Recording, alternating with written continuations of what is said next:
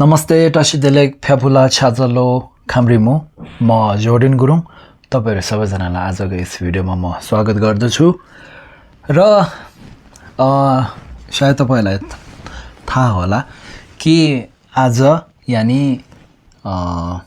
आइतबार मे महिनाको 17 तारिक हो आज र आजदेखि चाहिँ सागत हावा सुरु भएको छ है र सागत हावा यानी एउटा बुद्धिस्टहरुको लागि एकदमै महत्त्वपूर्ण वर्षको 12 महिनाभित्र सबभन्दा एकदमै महत्त्वपूर्ण महिना रहेको छ है किनभने यो महिनामा बुद्ध जन्मेको बुद्धत्व प्राप्त गरेको र बुद्धको परिनिर्वाण यी तीनवटा चाहिँ यही महिनाभित्र भएकोले यो महिना चाहिँ एकदमै महत्त्वपूर्ण एकदमै खास मानिन्छ है र अब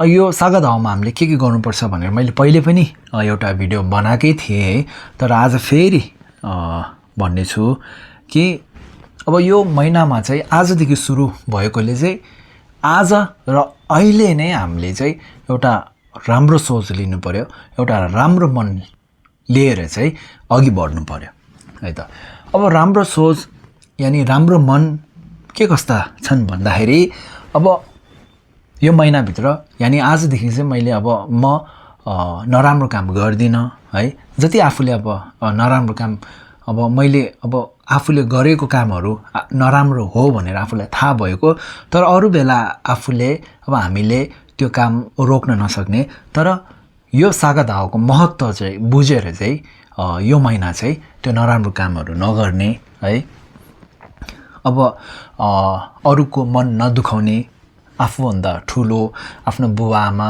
आफ्नो टिचरहरू है उहाँहरूको कुरा मान्ने उहाँहरूलाई आदर गर्ने है र त्यसै गरी अरूलाई यानी चाहे आफूभन्दा ठुलो होस् या आफूभन्दा सानो है चाहे त्यो एउटा चराचुरुङ्गी किरा ससाना किरा कमिला है त्यस्तै लामखुट्टे र त्यसै गरी अब अरू जीवजन्तुहरू उहाँहरूलाई हानि नपुर्याउनु है र अब अनि अर्को कुरा अब आफूले तपाईहरुले अब जाँड रक्सी पिउनुहुन्छ भने सकेसम्म यो महिनामा नपिउने है र त्यसै गरी मासुहरू नखाने अन्डाहरू नखाने है मैले पनि अब यो एक महिना चाहिँ मासु अन्डाहरू सबै छोडेको छु है र अब त्यसै गरी अब धार्मिक कार्यहरू गर्ने जस्तै अब गुम्बाहरूमा कोरा गर्ने है अनि बिहान बेलुका मानी जप्ने र अब केही दिन अघि एकजना दाजुले चाहिँ कमेन्टमा लेख्नु भएको रहेछ कि मलाई अब यो टिबेटनको पाठहरू पढ्न आउँदैन भनेर भन्नुभएको थियो र मैले चाहिँ सधैँ चाहिँ म के गर्छु भने तपाईहरुको लागि नेपाली पढ्न आउनेहरुको लागि चाहिँ मैले नेपालीमा लेखेर चाहिँ पाठहरू महत्त्वपूर्ण पाठहरू चाहिँ मैले नेपालीमा लेखेर तपाईहरुको लागि नेपालीमा लेखेर तपाईहरुलाई देखाइरहेको छु र यदि अब पढ्न आउनुहुन्न भने है पनि केही छैन हामीले एउटा जस्तै कम्तीमा पनि हामीले ओम मानी पेमे हुँ भन्ने त हामीले भन्न सक्छ नि त त्यो मन्त्र त हामीलाई पढ्न आउँछ नि है ओम मानी पेमे हुँ हजुर राम्रो मन लिएर चाहिँ यही मन्त्रलाई कति सक्नुहुन्छ जप्ने है 100 200 300 400 1000 2000 गरेर लाख 2 लाख गरेर कति सक्नुहुन्छ जप्ने तर अब र अर्को महत्त्वपूर्ण कुरा के भन्छु भने हामीले धार्मिक कार्य जुनै पनि धार्मिक कार्य गरून् है चाहे 1 लाख 2 लाख मानी जप्ने होस् चाहे 100 200 एउटा कोरा गर्ने होस् जस्तै नेपालमा हो भने हाम्रो बौद्ध स्तूपा छ है कतिले चाहिँ अब यस्तो चाडपर्वहरुमा चाहिँ त्यो यस्तो महत्त्वपूर्ण दिनहरुमा चाहिँ त्यो बौद्ध कोरा गर्ने गर्छ अब कतिले 100 गर्छ कतिले 200 गर्छ हैन त्यसमा चाहिँ हामीले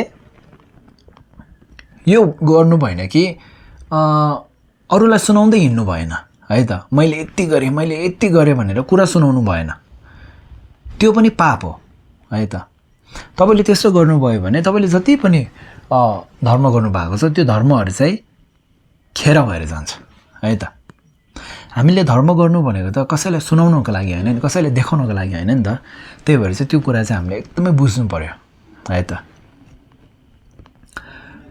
र अब त्यसै गरी अर्को एकदमै महत्त्वपूर्ण कुरा के भन्छु भने अब यही महिनाको यो मे महिनाको चाहिँ 27 तारिकदेखि चाहिँ अब हाम्रो यहाँ लाभा गुम्बामा 6 दिनको लागि चाहिँ न्युङ्ने पूजा गरिँदैछ है। न्युङ्ने पूजा अस्ति मैले भनेको थिएँ कि सागा दावा जस्तो महत्त्वपूर्ण महिनामा चाहिँ हामीले न्युङ्ने जस्तो एउटा पूजा गर्न सक्यौँ भने चाहिँ कतिको हामीलाई फाइदा छ भनेर मैले अस्ति भनेको थिएँ है। त्यो भिडियो हेर्न सक्नुहुन्छ।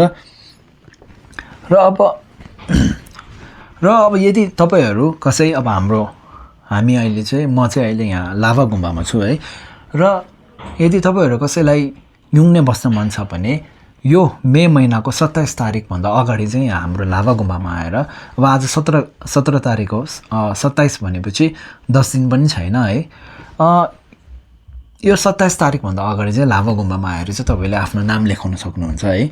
र यहाँ चाहिँ अब 6 दिनको लागि यानि 27 तारिकदेखि 27, 28, 29, 30, 31 र अर्को महिनाको 1 तारिकसम्म चाहिँ हाम्रो यो न्युङ्ने पूजा यहाँ गरिन्छ है। त्यसमा तपाईँहरू पनि आउन सक्नुहुन्छ। र अनि अब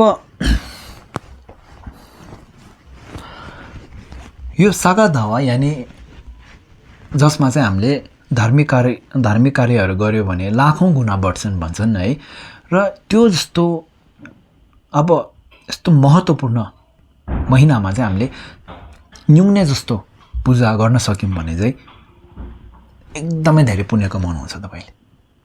किनभने न्युङ्ने बस्नु भनेको, न्युङ्ने पूजा गर्नु भनेको मैले अस्ति नै भनिसकेँ कि सजिलो कुरा होइन है।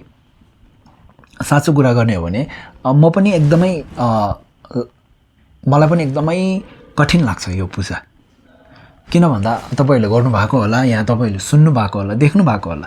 यो पूजामा हामीले जस्तै अब मैले भने अघि कि 27 तारिकदेखि यो न्युङ्ने पूजा लाभामा सुरु हुँदैछ। र 27 तारिक चाहिँ तपाईँहरूलाई वाङहरू दिइन्छ है। यहाँ गुरुद्वारा चाहिँ तपाईँहरूलाई, रिम्पोछेद्वारा चाहिँ तपाईँहरूलाई गुरुद्वारा चाहिँ तपाईँहरूलाई वाङहरू दिइन्छ।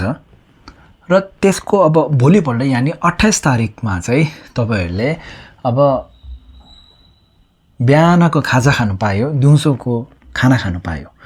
दिउँसोपछि रातिसम्म चाहिँ, राति नसुतेसम्म चाहिँ तपाईँले पानी मात्र पिउन मिल्छ, दुध पनि खान मिल्दैन भन्छ है। दहीहरू छ परै जाओस्, दुध पनि खान मिल्दैन भनेर भन्छन्। अब पानी मात्र पिउन पायो। र त्यसको भोलिपल्ट यानि 29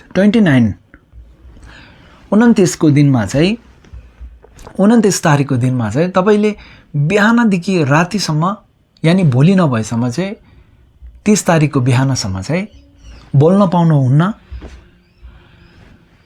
खाना खान पाउनुहुन्न। बिहानको खाजा, दिउँसोको खाना, बेलुकाको खाना केही खान पाउनुहुन्न, पानी पनि पिउनुहुन्न है। र बोल्न पनि पाउनुहुन्न। त्यस्तो कठिन छ यो पूजा। न्युङ्ने पूजा भनेको चाहिँ त्यति धेरै कठिन छ है त। त्यसैले चाहिँ तर त्यति कठिनहरू सहेर, त्यति दुःख, त्यति गाह्रो आफूले सहेर चाहिँ यो पूजा गर्यो भने, त्यो पनि सागा दावा जस्तो महिनामा हामीले एकदमै धेरै पुण्य कमाउन सक्छौँ है त।